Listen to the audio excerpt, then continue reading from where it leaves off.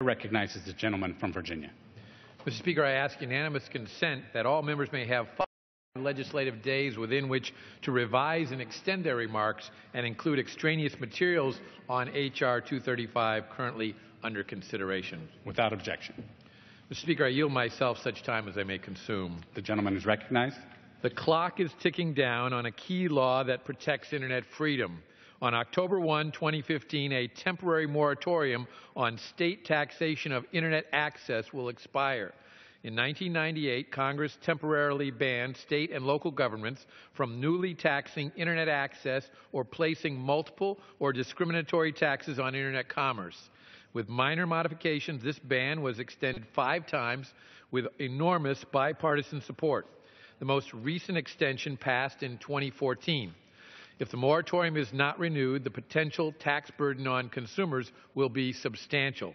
The average tax rate on communication services in 2007 was 13.5%, more than twice the average rate on all other goods and services.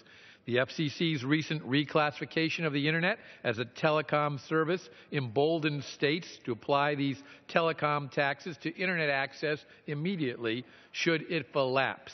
To make matters worse, this tax is regressive. Low-income households pay 10 times as much in communications taxes as high-income households as a share of income. The Permanent Internet Tax Freedom Act converts the moratorium into a permanent ban on which consumers, innovators, and investors can permanently rely by simply striking the 2015 end date. This legislation prevents a surprise tax hike on Americans' critical services this fall. It also maintains unfettered access to one of the most unique gateways to knowledge and engines of self-improvement in all of human history. This is not an exaggeration.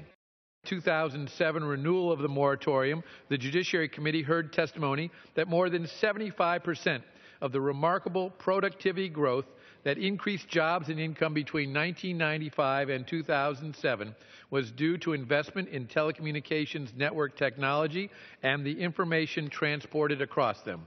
Everyone in Silicon Valley knows Max Levchin's story. He came to America from the Soviet Union at age 16. He had $300 in his pocket, and he learned English by watching an old TV set he hauled out of a dumpster and repaired. 10 years later, he sold PayPal, a well-known Internet payments platform he co-founded, for $1.5 billion. That is the greatness of the Internet. It is a liberating technology that is a vast meritocracy. It does not care how you look or where you come from. It offers opportunity to anyone willing to invest time and effort. That is precisely why Congress has worked assiduously for 16 years to keep Internet access tax-free. Now we must act again, once and for all. The Permanent Internet Tax Freedom Act has 188 co-sponsors. Identical legislation passed last year on suspension by a voice vote. Nevertheless, small pockets of resistance remain. They argue that the Internet is no longer a fledgling technology in need of protection. But it is precisely the ubiquity of the Internet that counsels for a permanent extension. It has become an indispensable gateway to scientific, educational, and economic opportunities.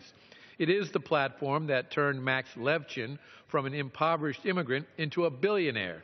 The case for permanent Internet tax access to this gateway technology is stronger today than it ever has been. Excuse me. It is important to note that PITFA addressed the issue of state taxes on remote sales made over the Internet.